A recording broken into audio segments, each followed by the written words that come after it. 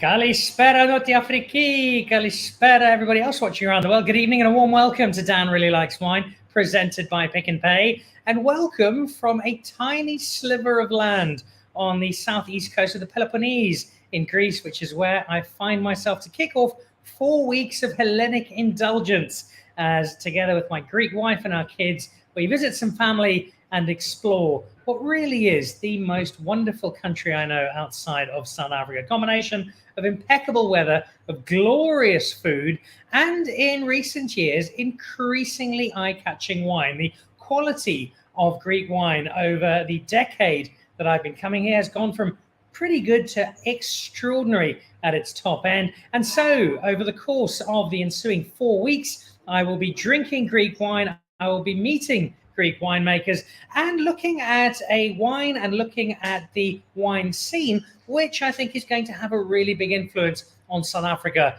over the next 10, 20, 30 years, not just with the Assyrtiko, which we're already seeing planted in South Africa by people like Gary Jordan, like Urban Sadi, like the Mullineaux, but other grapes that are finding their way into South Africa. And as the South African climate gets drier, so these Mediterranean, these Greek varietals are more and more exciting for those of us down in South Africa as potential varieties to include in our South African wine offering. So I have got some very, very exciting times ahead as I travel around the country.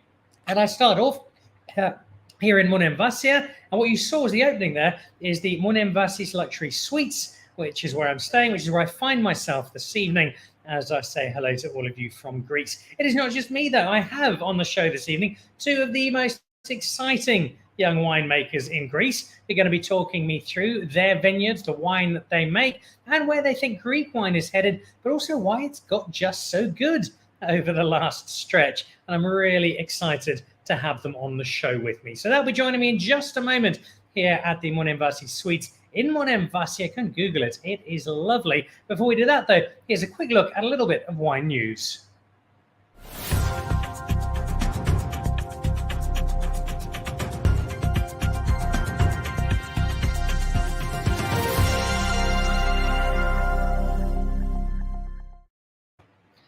Well, let's kick off the Grand Roche Hotel that is celebrating a landmark. It's 25 years old, is Paarl's Grand Old Hotel. And if you head over to their website, they've got a brand new chef. That's him grinning at you in the top right corner. No, it is not Jay something from television.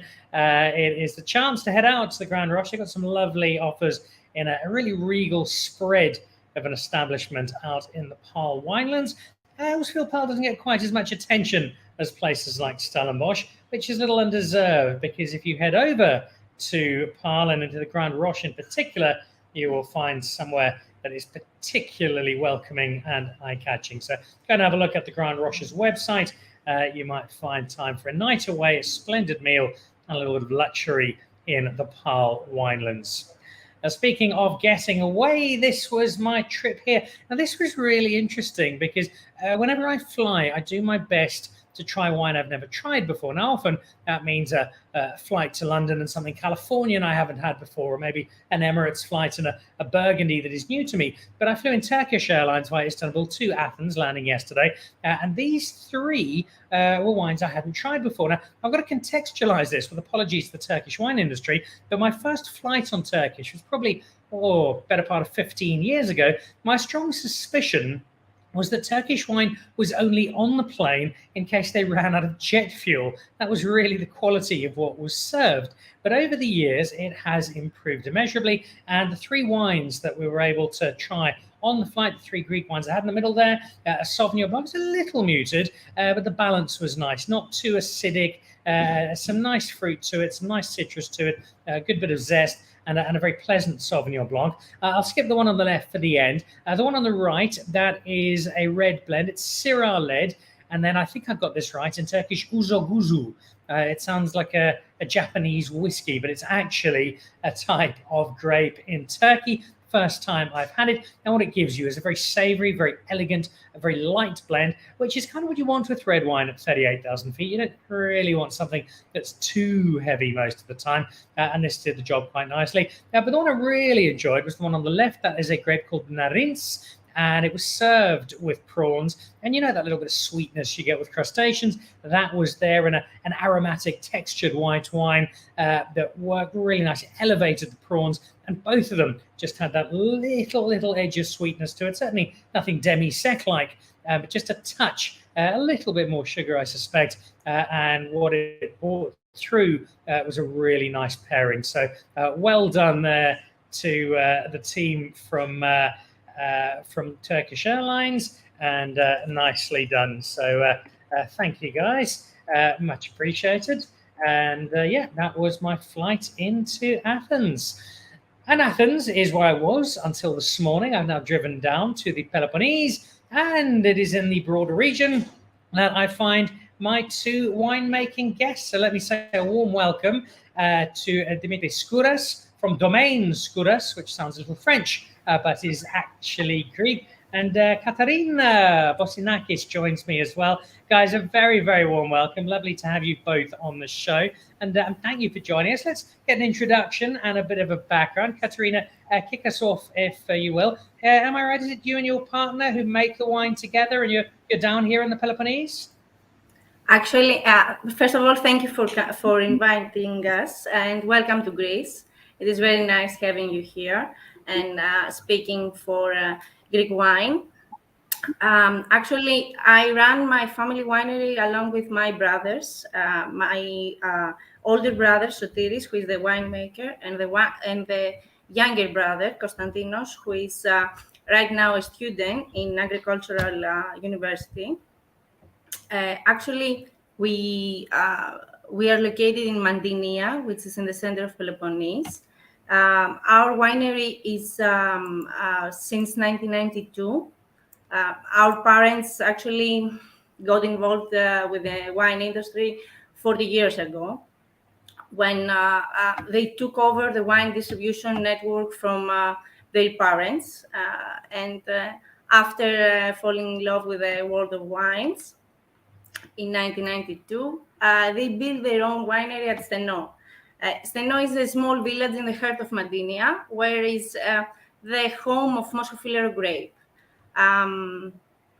Mantinia gives actually right now we are in the bottle industry since 2009, where Sotiris and we decided to make our own label, because from 1992 since 1992 up to 2009, we used to make wine for other wineries, because in Greece, in order to put a PDO zone in your label, it doesn't have to be the grapes from the area.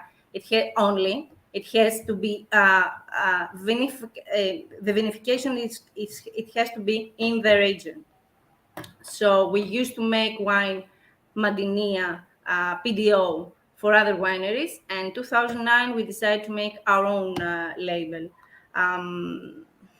Actually, this is our start. We approach winemaking with a singular goal, just to let the grapes tell their story. We are located in a small village, which it's called Steno, and it's close to Lithovounia and Agorgitica, where the microclimate favors the grapes more than any other area of Mantinia. Yes, our family cultivates Moschofilero in very low yield vines, concentrating flavors and ensuring more complexity. That's it. So tell me a little bit about the Moschofilero grapes. It's not one we have in South Africa. It's just the one grape you do. So you obviously like it. You obviously believe it's got something special. For people, especially our South African viewers, who've never had it before. Tell us a little bit about the flavor profile, about what you think makes this grape special. Actually, well, the region, which is Madinia, it's a protected designation of origin, and it's located in the central Peloponnese, which covers part of northeastern section of the prefecture in Arcadia. We have a very cool climate, very cool, with a very high altitude, where it's planted with the Moscow Filero. Moscow Filero, it's a pink skin grape, which means that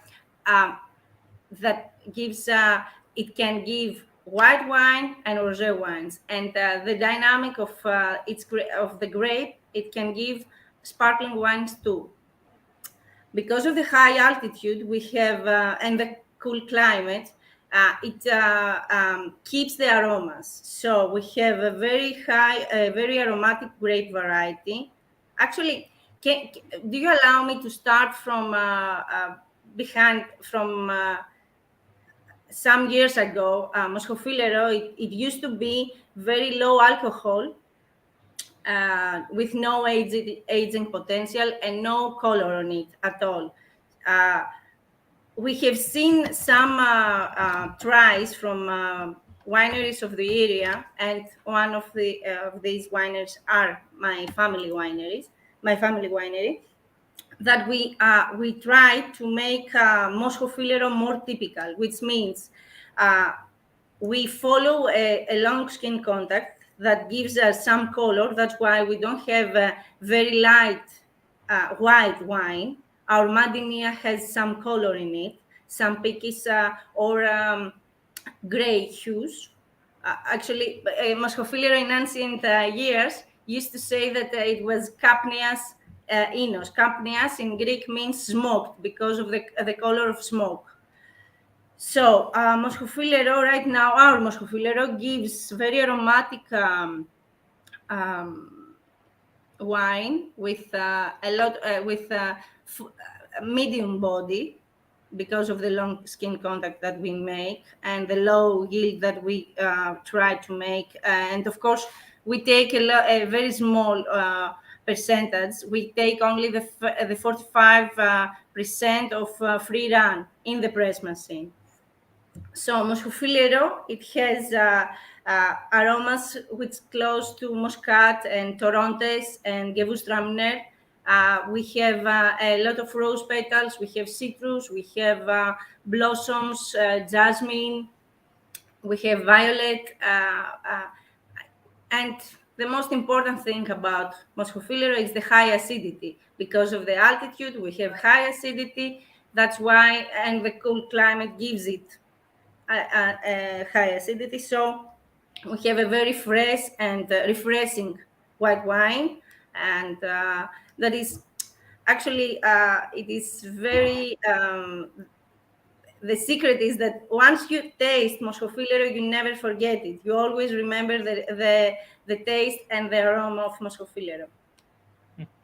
If you are not already envisaging a chilled glass from Katerina's vineyard, then you are not a wine lover. Minos Yerakaris is a wine lover. Perfect timing, Dan. Yerakaris Family Wines and I will be in Monemvasia next weekend. So this is just the research we need. Thank you. That would be the Johannesburg Greek winery that defies all sense of logic and geography to make some lovely wine out of Joburg. Minos, I'll make sure there's some of this left behind for you when you arrive. Let's head over to our other guest this evening. We'll be back with Katerina in just a moment. Dimitri Skouras from Domain. Skouras, Dimitri, tell me the story about a guy called George who went to Burgundy in 1980 and fell in love with wine. Hello, Dan. It's great to be on this lovely wine show. Thank you for inviting me. I'll be happy to tell you the story. George, my dad, I'm the second generation of the Domain Skouras, was the one to start the winery. So when he was a few years younger than me, he went to France, and then he started studying chemistry, and then he visited a few vineyards in the southern part of France, and he kind of fell in love. And then when he came back to the university, he changed the orientation from chemistry to winemaking directly. He didn't even think about it. And he studied there. He worked a little bit in France, in Italy, and came back in Greece. He worked at a lovely island, which is Kefalonia. You might know it. It's in the west side of Greece. And then he had the idea to start his own winery. And he started making wine in the garage of my grandfather because he was the first ever in the family to work with wine. My grandfather had nothing to do with wines, even if it was common in Greece. In Greece, usually every family owns a small vineyard that they make their own, let's say, family or house wine. But if my grandfather had nothing to do with wines, obviously nothing to do with wine, so my father bought a few barrels in the garage, started making wine, selling that, and making more, and selling that, etc. And then he made his first winery, really nice, cute, small winery, up in the mountains of the Nemea, a village called Gimno. We worked there for a few years. Then, in 2004, we built a new winery, which is more or less altitude. It's in the exactly southeast part of the appellation of Nemea. And the new winery, which it's now the only one, we don't use the other wine anymore, is let's say an ultra-modern winery. A winery made in 2004 under two very important rules for us. First one, to have the proper space and technology. It's the winery, thank you very much. Proper technology to make the best wine we can make. And the second one was to have a winery that is open to people, that is open to visitors, people to come here to see every single process of how we make wine. Where does it start? From the vineyard to fermentation to the stemming to pressing to aging the wine, so they can understand, feel, and get a better idea of the vines, of the wine itself, and how it comes to be the product they taste. Obviously, we do tastings here, and because it's Peloponnese highly visited area, and there are a lot of visitors, and a lot of people come here for Mycenae, for our ancient, let's say, history. They come from the winery every time, and they pair the two together. So we have around 10,000 visitors every year from around the world, and it's a story we love to tell and explain how we make our wines. That's the story. And wines, plural, is important because where Katerina's just focusing on single wine, you guys have got a larger spread. But in particular, there's one wine that seems to be the thread to your story, and that's a wine called the Labyrinth. Tell me a bit more about that. The Labyrinth. Okay, to tell you a story of Labyrinth, I have to first tell you another story. A story called Megas Inos. Megasinos is actually the first wine we ever made. My father started with 38 years ago almost. And this was a wine he wanted to make at the time what we call a big wine, a great wine, a grand vin, that the French say. And what he wanted to do is to make a wine that will last 2 times. Wine, Greek wine that you will drink after 5, 10, 15, 20 years. And that's why he made Megasinos. Megasinos has a 20% Cabernet Sauvignon, and that was used as a guarantee that the wine will age. And the rest, 80%, made about the wine, is agorgitico. So agorgitico, the Cabernet is to help the wine age, because at the time, my father didn't have the experience of the agorgitico. Remember, he was just coming from France. He only knew how to work French varieties. So he took the Cabernet as a seal of aging, and he used that on the agorgitico to make a wine that will age. And he succeeded. It is a wine you can drink after 20 years, and it is a formidable, very typical wine. Just for the information, megas in Greek means big and great, and inos is wine, so big wine. The name comes from our mountain in Nemea. It's called Megalovouni, big mountains. Big mountains, the vines are on the Megalovouni, and so big mountain, big wine. Now, Labyrinth. Labyrinth is a project that started back in 1999. And what it was is that we started to make a kind of a solera from blending the different vintages of Megasinos. What we did is that we started with one vintage of Megasinos. We waited a year of aging. So just remember, Megasinos also has 1.5 year in barrels. So after Megasinos was ready, after the blend was made and the aging, we took a filter, about 1,000 liters, and we filled that with the first vintage Megasinos, Labyrinth. Then the next year, we took a part out and we put the next vintage. And we wait a year, and then we put the next vintage, and then the next vintage. So we have all the vintages of Megasinos from 99 to 2000, right now 20, inside one barrel. And every year, the small part we take out, we bulk it, and we call it Labyrinth. And the next vintage of Megasinos will go in to refill the void. So it's a system of Solera, but it doesn't have the oxidation part. There's no oxidation. We have the food every time fill up to the top, so there's no contact with the oxygen.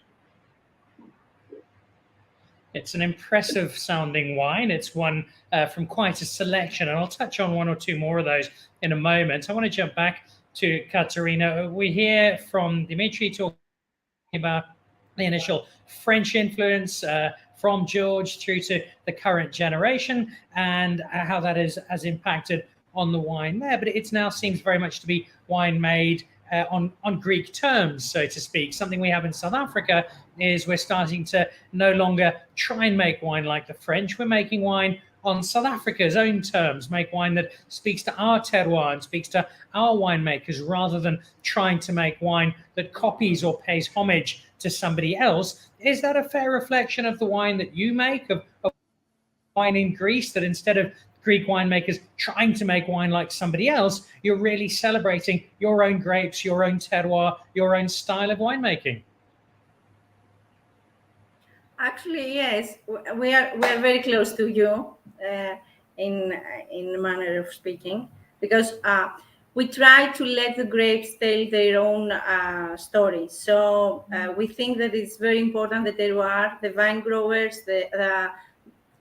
Every year is totally different. We cannot go, with a single one, a protocol that we follow. We can't. So we want to be spontaneous and try to figure out what every year the grape and the land want to tell.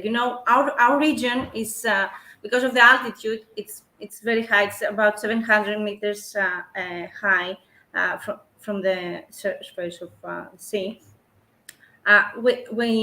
Mandinia, actually, a lot of people think about Greece and thinking about islands and sea and sun and high temperature. Mandinia, it's not like that. Mandinia, it's more continental than Mediterranean.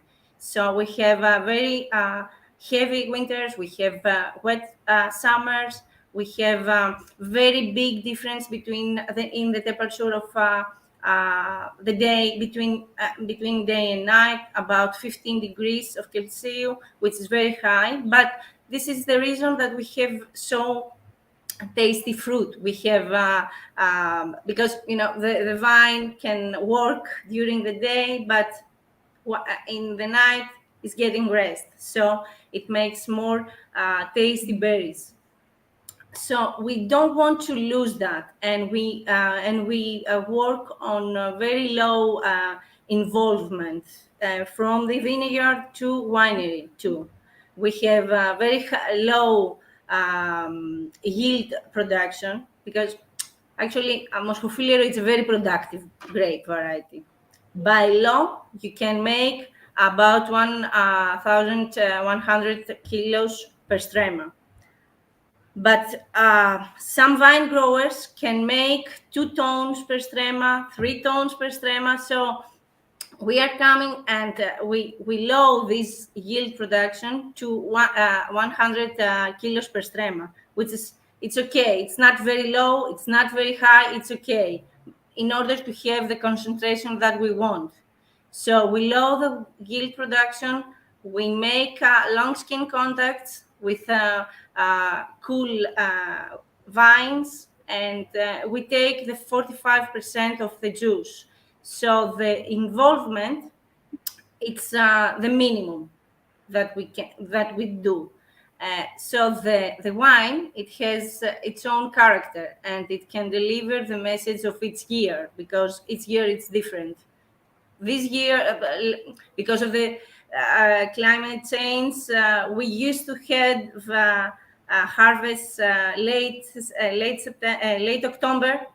We had some harvests in the third week of October. Right now, this changing, and we're coming closer to August, and we make harvest at the end of September. This is a different character that gives a different character to the wine, a very different. But yes, I agree with you. The approach is not to make a wine that consumers want to drink, or consumers, it's about consuming. It's about the terroir and the earth and the land that we are coming from. This is the point. Which I think answers part of my next question, but I'll ask it anyway, Katerina.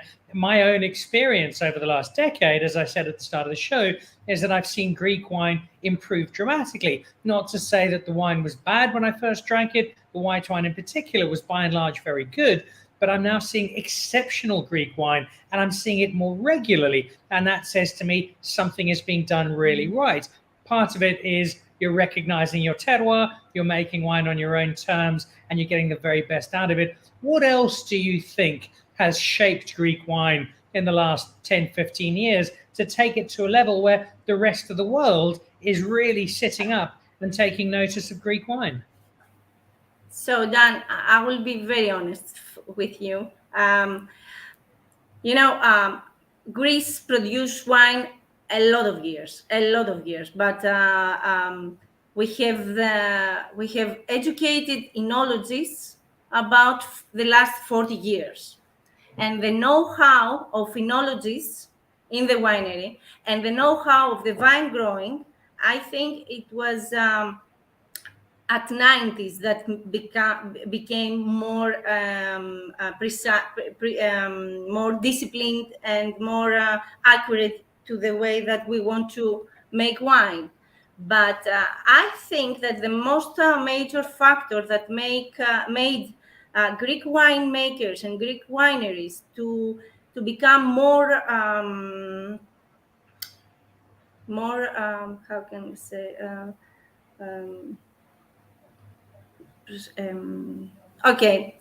be more in wine and make better wines. I think it was the financial crisis back to 2009, because back then they wanted to make exportations. So Greece is a touristic place. Most of our winemakers, we used to sell our wine in Greece. So the competition, it wasn't in a very high levels. So after the financial crisis, back to 2012, we tried to see what is going on in the abroad, and we started selling wine in the abroad. So the sales show us that we had to be better and better if we wanted to take, to be a part of the market. I think this is one of the most major factors that made us more good in our job, and we hired more educated people to help us in the vineyards, in the winery, and we wanted, it's because of the competition. This is the answer for me. I don't know if Dimitris agree with me, but I think this is the reason. we became better after this difficult situation of crisis. Well, let's see if Dimitri agrees. You're getting, as you say, thousands of visitors a year. People clearly like what you're doing, Dimitris, which says that your wine is delivering. What's your perspective on what's driven the Greek wine industry forward over the last 10, 15 years? Awesome. That's a great question, actually, and I doubt there is only one answer or one factor that has played that huge role. For me, I would say there is a number of factors, but I would name three or four. The first one, as Katerina said, was the development, the how to say, the improvement of our knowledge about winemaking, and of course viticulture. So what happened is that, as you know, Greece makes wine some millennia, and what happened is that there was this kind of generation uh, around the 80s that started going abroad. They started going to countries that had a huge name for making wine, such as France, obviously. They started going to Australia, USA, and studying viticulture and winemaking. And they came back, either worked in different estates or wineries, or they made their own wineries, and they brought back all this knowledge, all this know-how, and from my opinion, that was the starting point of that huge development and huge growth of the Greek wine. This knowledge, these new maybe techniques, new understandings about viticulture and winemaking made all of Greece to start seeing their own varieties, start experimenting with them, developing them, making them better, expressing them better, correcting mistakes, using different techniques, etc. For me, that was the first step that began that growth of the Greek wine market. Then at the same time, there was these two or three very big names in Greece. One of them is Boutari, as you might know. Boutari for me was a pioneer. We were talking about a man who at the time had 5 different wineries, all of them are situated in a different region, and all those 5 different regions are actually now the most well-known diocese appellations of Greece. Had wineries in Nausa, in Crete, in Santorini, in Nemea, everywhere. So these are the guys that they had a huge volume. They went and started doing huge exports, making Greek wine famous, exploring and teaching everybody about the Greek varieties. And these four regions started to become more popular and more popular, and people were asking about Moscofilero and Agriokitiko and Xinomavro, and that kind of started, doing more exports and more exports. The financial crisis played a huge role, and for me, another huge factor is Santorini. Actually, Santorini is right now the, let's say, the ship that shows the way to every other single region behind, and the reason is one, actually, or maybe two. First of all, the tourism. People that go there every year, there are probably millions and millions of people that go to Santorini, they fall in love with Santorini, and then they fall in love with the Greek wines of Santorini, the Assyrtiko region, as the number 2 region. Amazing wines. Santorini makes some great, great wines. And then when they go back, they say, "Hey, we tried this amazing Greek wine. There should be more. Let's try Moscofilero, let's try Eurgitico, let's go again and try some wines." And Santorini is actually teaching every year millions and millions of people that Greek wine is awesome. And when they go back to their countries, they're looking for Greek wines. And then the next time they're in a restaurant, they hear about Greek wine. Now they are confident that that is a good wine. And right now, that's why all of these regions, for me, are playing a huge role on the increasing demand for Greek wine and also the increasing quality of Greek wine. I think that's a really, really nice summary from both of you as to not just the success of Greek wine, but an understanding of some pointers that are helpful to our South African winemakers who I know are watching the show as well. And in mentioning Santorini, you lead into Sirtiko, a wine we're starting to grow more and more of in South Africa. And it really is a flagship wine as well as a flagship region. And that speaks more broadly to the white wine of Greece. And if I look at your prestige cuvee, we know the 100% Moschifilero that is being made by Katerina. I think you've got that 30% and 70% Roditis in your cuvee prestige. You've got these white Greek wines that are really, really standing out, that you've made your own, that you've shown the rest of the world. How important is that to you, Dimitri, as a winemaker, to have these grapes that are distinctly Greek, tell a distinctly Greek story, but also just deliver something unique, something aromatic, something textured and flavorful, and something that as a winemaker allows you to present Greek to the world in such a unique and specifically Greek bottle? Also, great question. So, for me, and I would say for every different country, the indigenous varieties are the best thing you have. This is the identity or the signature of every single region of every single country. If we don't talk about like Georgitico, Assyrtiko, Nausa, Moscofilo, what are we talking about? I mean, Cab is great, Chard is great, and we can make great wines with that, and that's proven. Everyone probably can. And you'll always love Cab and Chard, but there is always something new to discover and more interesting, and that is always the indigenous varieties of every region.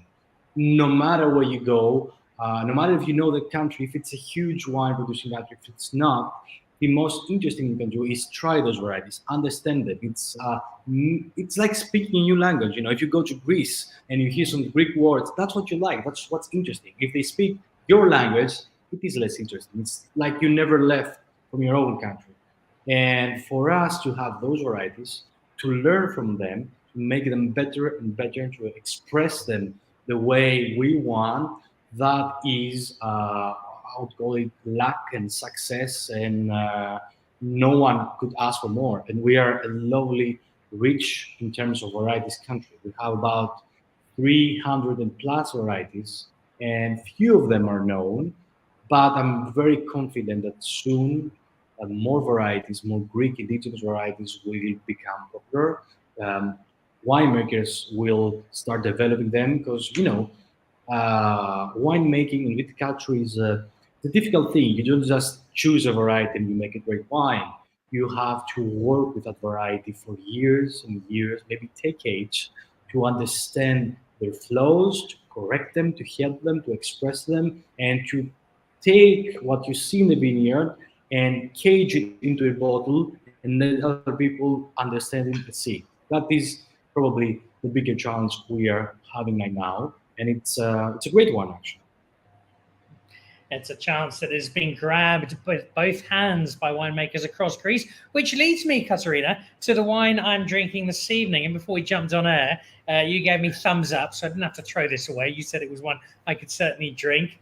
Give me an introduction. Give our South African viewers an introduction to this Kidonitsa that I'm drinking from here in the Monemvasia region. What am I drinking and how good is it? Oh, no, actually, I'm specializing in Moschofilero. I have no idea about Kidonitsa, but I love the Kidonitsa, the way Tsibidis make it, the bottle that you're having tonight. It's very expressive wine, high acidity, very refreshing. I don't know the vintage that you're 2020. 2020. 2020. 2020. 1920 would be very special. Yes. Yes, okay. Actually, you know, I think that, first of all, I think that Kidonitsa, it's a very nice Greek variety, that Tsibidis has its own character, and it's very refreshing, and it's totally a Greek wine for the Greek climate. And I'm happy to hear that you are having 2020, because I think that continues in the previous question to Dimitris, if we are lucky and if we are want to work with indigenous grape varieties, we are a winery that believes that the strength of a country, in order to show the wine strength, a country has to have wines with aging potentials. And Greek varieties has a lot of aging potentials. It is very pity that we are very touristic place and we sell a lot of our current vintages in touristic period. But Xinomavro aged very well, Azertico aged very well. Moscofilero has shown very nice examples of aging. Agorgitico too.